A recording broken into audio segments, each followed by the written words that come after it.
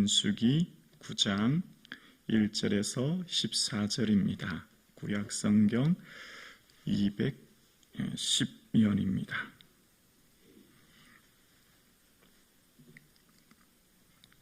하나님의 말씀을 함께 고백드리겠습니다. 애굽 땅에서 나온 다음 해 첫 달에 여호와께서 시내 광야에서 모세에게 말씀하여 이르시되 이스라엘 자손에게 유월절을 그 정한 기일에 지키게 하라. 그 정한 기일 곧 이달 14째 날 해질 때에 너희는 그것을 지키되 그 모든 율례와 그 모든 규례대로 지킬지니라. 모세가 이스라엘 자손에게 명령하여 유월절을 지키라 하매 그들이 첫째 달 14째 날 해질 때에 시내 광야에서 유월절을 지켰으되 이스라엘 자손이 여호와께서 모세에게 명령하신 것을 다 따라 행하였더라.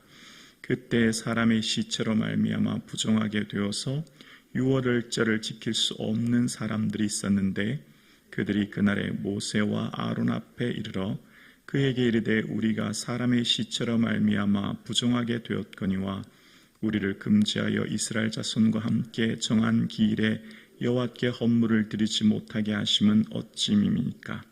모세가 그들에게 이르되 기다리라. 여호와께서 너희에게 대하여 어떻게 명령하시는지 내가 들으리라. 여호와께서 모세에게 말씀하여 이르시되 이스라엘 자손에게 말하여 이르라. 너희나 너희 후손 중에 시체로 말미암아 부정하게 되든지 먼 여행 중에 있다 할지라도 다 여호와 앞에 마땅히 유월절을 지키되 둘째 달 14째 날을 해질 때에 그것을 지켜서 어린 양의 무교병과 쓴나물을 아울러 먹을 것이요 아침까지 그것을 조금도 남겨두지 말며 그 뼈를 하나도 꺾지 말아서 유월절 모든 율례대로 지킬 것이니라. 그러나 사람이 정결하기도 하고 여행 중에 있지도 아니하면서 유월절을 지키지 아니하는 자는 그 백성 중에서 끊어지리니 이런 사람은 그 정한 기일에 여호와께 헌물을 드리지 아니하였은즉 그의 죄를 담당할지며 만일 타국인이 너희 중에 거류하여 여호와 앞에 유월절을 지키고자 하면 유월절 율례대로 그 규례를 따라서 행할지니 거류민에게나 본토인에게나 그 율례는 동일한 것임이니라. 아멘. 예수 그리스도의 십자가를 깊이 묵상함으로 구원의 감격과 은혜가 충만한 저와 여러분 되기를 주님의 이름으로 축복합니다. 기억을 어길 때 관계의 단절이 일어나게 되죠.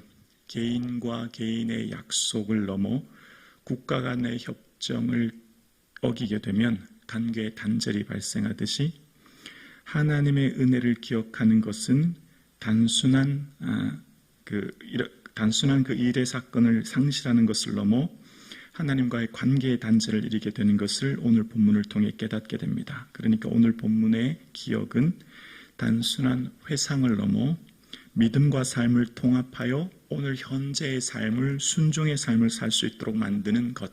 그래서 그 기억은 나의 삶의 정체성을 세우는 것이 기억이라고 하는 것을 본문을 통해 알게 되는데요.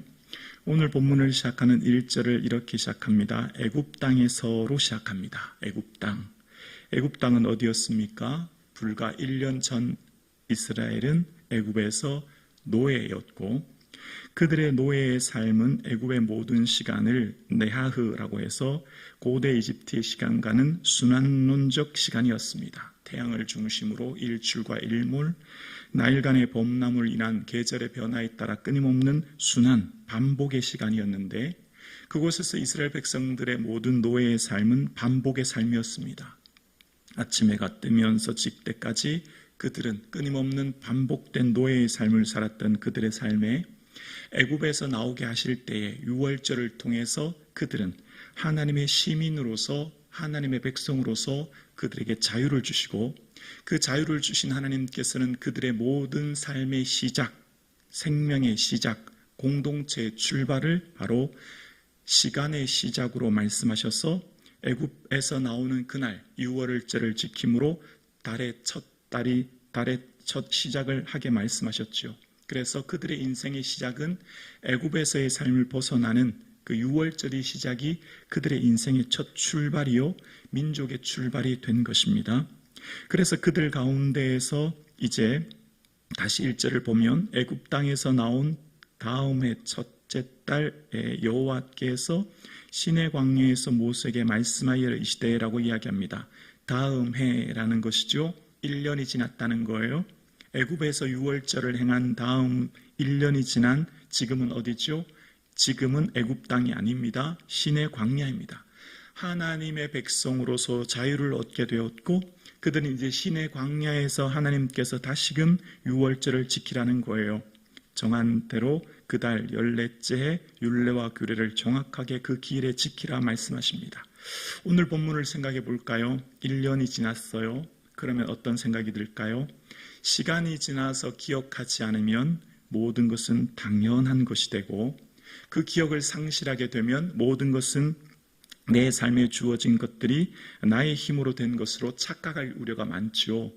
지금 이스라엘 백성들이 애굽에서 나온 것은 뭐였죠? 원래는 내 장자가 다 죽어야 되는데 그 장자를 살리신 것, 어린 양의 피로 문설주와 임방의 발음으로 내 자녀가 살게 되었다는 것, 그것을 기억할 때 지금의 삶에 감사하게 되고 지금의 삶에 기쁨이 일어나게 되죠. 그런데 유월절을 행하라 하시면 어떤 의미죠? 너희가 어떤 존재인지를 기억하라는 겁니다. 너희는 원래 노예였지.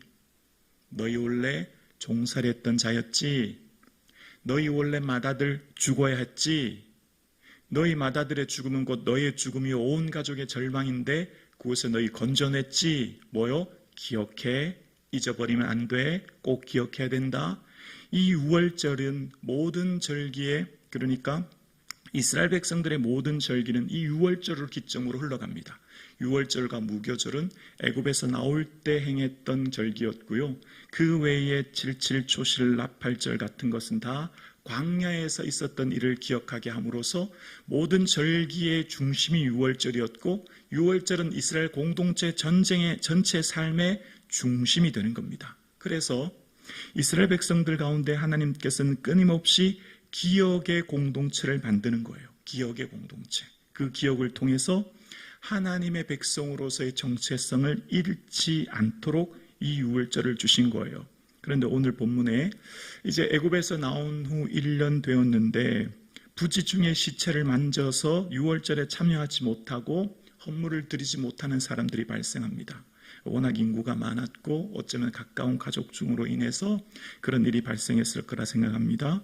그런 사람들이 그럼 우리는 그 정한 절기의 유월절을 지키지 못하는데 어떻게 하면 좋을까요? 라는 질문에 하나님께서는 그런 사람들을 위해서 정확하게 한 달 뒤에 2월 14일에 그들이 그 유월절을 지킬 수 있도록 말씀하고 계세요. 그러니까 반드시 지켜야 되지만 하나님 말씀하신 것들에 대한 유연성을 두시는 거죠. 어쩌면 오늘 본문을 기억하면서 우리의 본문을 우리의 삶에 적용한다면 우리가 하나님 앞에 반드시 지켜야 될 것이 있다면 예배가 아니겠습니까? 거룩한 주일을 하나님 앞에 드려야 될 예배 말입니다. 그러나 우리가 하나님 앞에 예배를 드릴 수 없는 형편의 사람들도 있지 않습니까? 무슨 소방이나 경찰이나 의료 같은 직종에 있다 보면 온전히 주일을 지킬 수 없는 경우도 있지 않습니까? 그러나 그런 분들을 위해서 그 직장을 그만둬라 그렇게는 할 수 없는 거죠.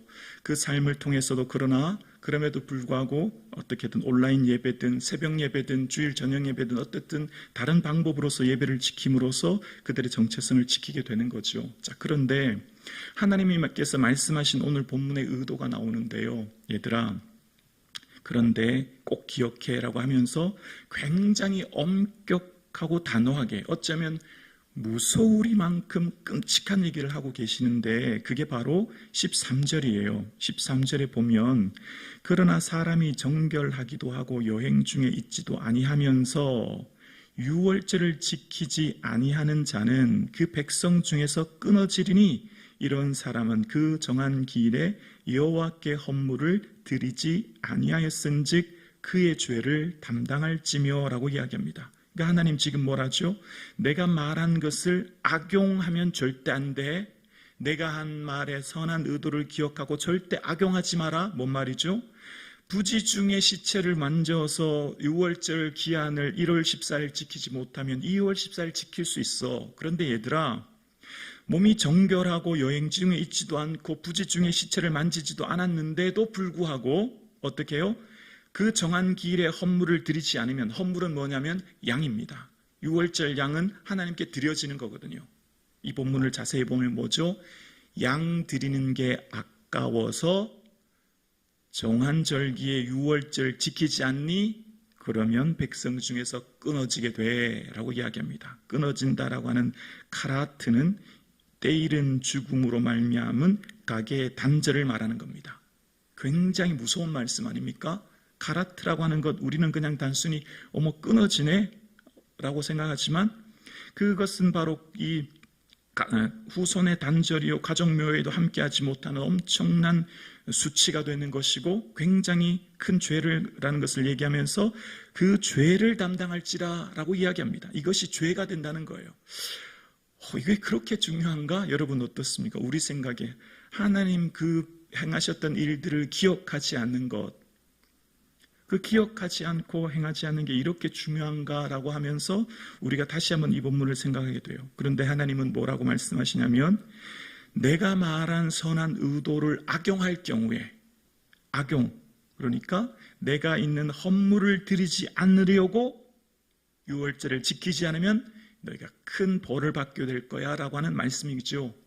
우리가 하나님 앞에서 반드시 해야 될 말씀을 지켜야 되지만 말씀의 유연성 또한 있습니다. 융통성 있게 지켜야 할 필요는 있지만 하나님 우리를 뭘 본다고요? 의도를 늘 살피신다는 거예요. 어떤 의도로?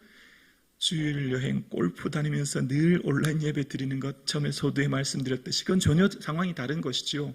그 11조든 뭐든 다 그렇지 않습니까?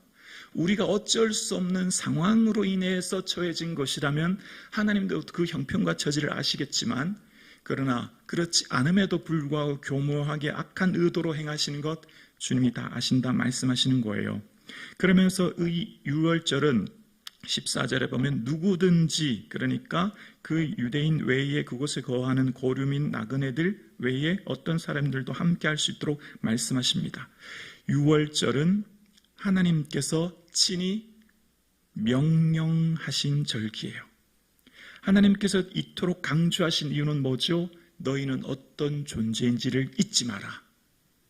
너희 삶 가운데 지금 있어지는 모든 것들 기억하라는 겁니다. 그래서 신명기에 가면 끊임없이 반복되는 게 뭐죠? 기억하라는 거예요. 너희에게 재물 얻을 능을 주신 하나님을 기억해라. 너희들 재물 가나안 땅에 들어갔을 때 너희 힘으로 얻었다고 생각하면 안 돼. 다 하나님의 은혜야 라고 하면서 끊임없이 기억하라는 겁니다. 그러면서 이 유월절은 이후에 신약에 가면 예수님께서 공생애를 시작하는 그 중심의 유월절이 있습니다. 요한복음 13장 1절에 보면 이런 말씀이 있죠. 요한복음 13장 1절입니다. 자막 보여주실래요? 우리 함께 고백할까요? 유월절 전에 예수께서 자기가 세상을 떠나 아버지께로 돌아가실 때가 이른 줄을 아시고 세상에 있는 자기 사람들을 사랑하시되 끝까지 사랑하시니라. 유월절 전이라는 표현 보이십니까? 이전에 보면 유월절 엿새 전 이런 표현이 나와요. 마치 유월절이 카운트다운 같은 느낌이 들어요. 그리고 유월절 전인데 이제 아버지께서 때가 이르렀다는 걸 알게 되었다는 겁니다. 3번의 유월절을 지나게 되시잖아요. 근데 그 마지막 유월절이 오게 되었고 그 유월절이 다가올 때 주님께서는 때가 이른 줄 아셨다 말씀하시면서 이후에 요한복음 17장에 가면 이 십자가 지시기 마지막 기도하시면서 예수님 이렇게 기도하시죠. 아버지여 때가 이르렀사온즉 이라고 기도합니다. 이제 때가 되었다는 것을 고백해요. 그러니까 예수님의 공생의 분기 그 중심, 그 사역의 굉장히 핵심은 이제 유월절의 십자가의 죽으심의 그 카운트가 계속되고 있었고 그 때가 되었음을 주님은 아셨다는 거예요. 왜 유월절이 중요할까요? 예수님에게 왜 이 유월절의 십자가를 지셔야 했고 그 유월절을 때라고 말씀하셨을까요?